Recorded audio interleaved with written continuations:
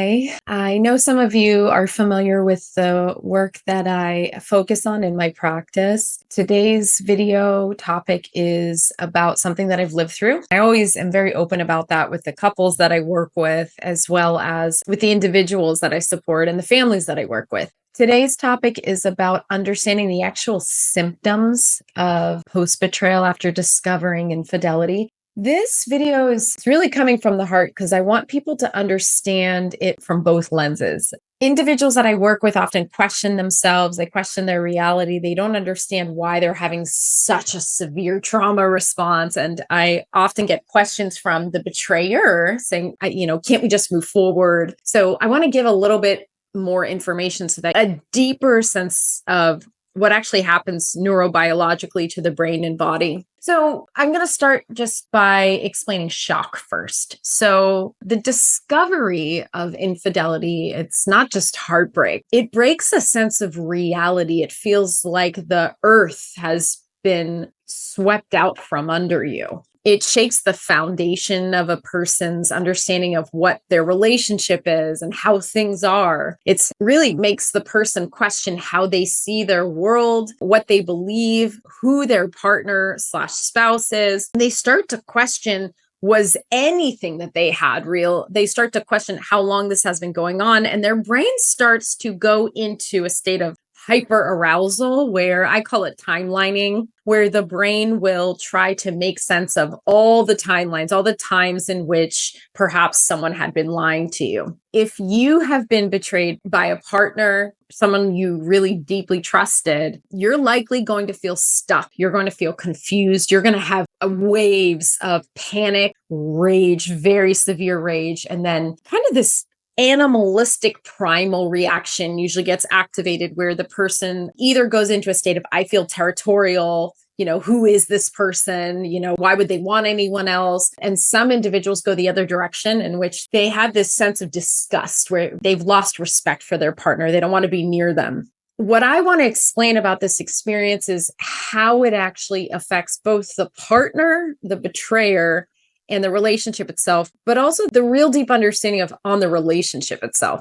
Post-betrayal, it's a trauma response that affects the brain and body, the actual nervous system, and it disturbs and disrupts the homeostasis. So I'm going to explain the actual symptoms that take place that are very real. Significant flashbacks. That's where the brain is timelining. It's reliving the moment of discovery over and over and over. Very excessive, intrusive thoughts or very disturbing dreams, very vivid images, nightmares, replaying the discovery, the moment.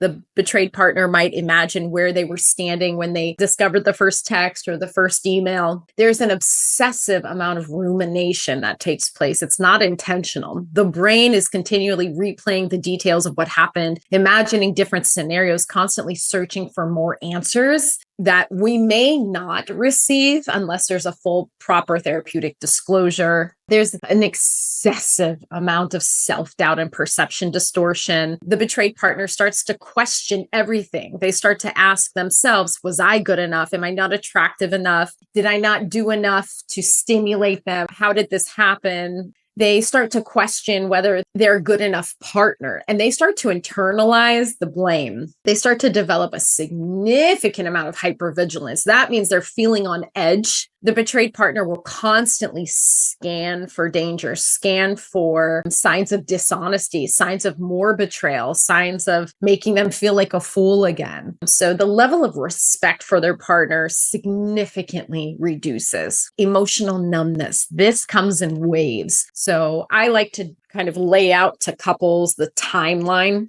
depending upon, is there a series of infidelity? Was it a one-time incident? Was it an affair partner? Was it sex addiction where there were sex workers involved?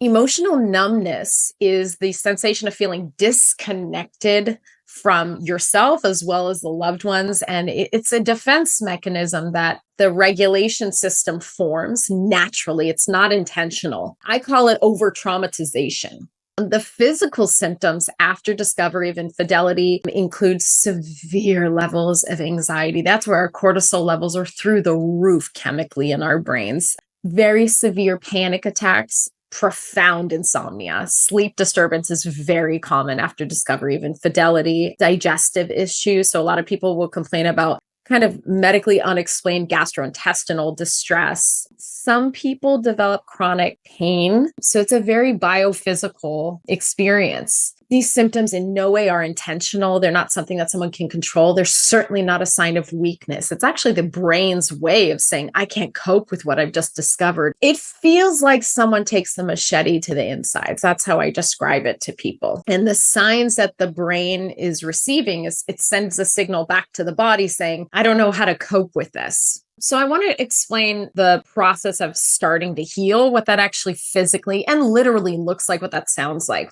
The first step is for you as the betrayed partner to learn how to validate your own pain. That means that we're learning how to say, I'm not overreacting. What happened to me was real. My feelings are completely valid. Betrayal trauma is very significant. I'm not making this up. This is going to require a lot of time. Rebuilding self-trust. That means really looking at our perception of our ability to discern. Also, as the betrayer, it's important that you understand you've not only ruptured trust with your partner, but you've also ruptured trust with your partner and their perception of reality with themselves because their self-doubt is activated so high. The betrayed partner starts to question themselves. How did I not see this coming? What signs did I miss? How could I ever trust my judgment again? The betrayed partner is internalizing blame for your betrayal. And that's something that I heavily focus on in the couples work is helping the betrayer understand the why behind their actions. They can help alleviate their partner's pain by really making it clear, this is on me.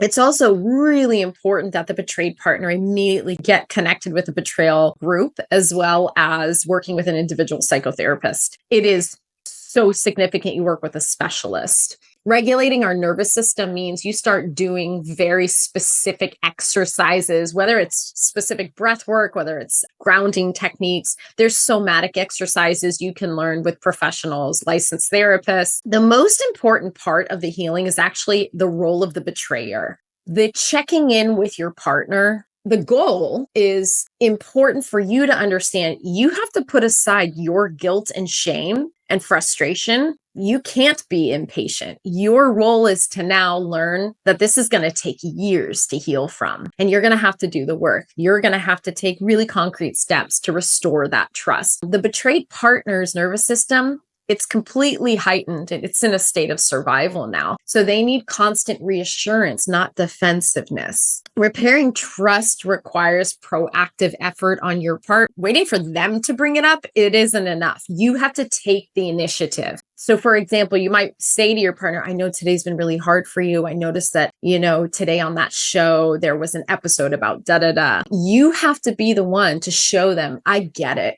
I know that there's triggers everywhere. I get it. I'm here with you. What do you need from me? Lastly, you must avoid defensiveness and minimization. You cannot say things like, why are you still upset? It's been years. I've already apologized. That is actually causing more damage. Healing betrayal isn't about ignoring the past. It's about learning how to create a future built on honesty, accountability, and emotional safety. And lastly, this is a call to action. Healing from betrayal, it isn't about getting over it. It's about moving through it and learning how to create trust with your partner that you have fractured. You don't get to dictate the time. The betrayed partner does. If this resonated with you as the betrayed partner, I run and offer a betrayed partner support group. And if this resonates with you as the betrayer, I run a self-sabotage group, and you will learn about vulnerability. You'll learn about distress tolerance. You'll learn about how feelings of shame and guilt actually really stand in our way of healing our relationships. I really hope that this was helpful. I hope it gave you some more insight. And the information in which you can reach out for more support is below. Either way, I hope this information is helpful.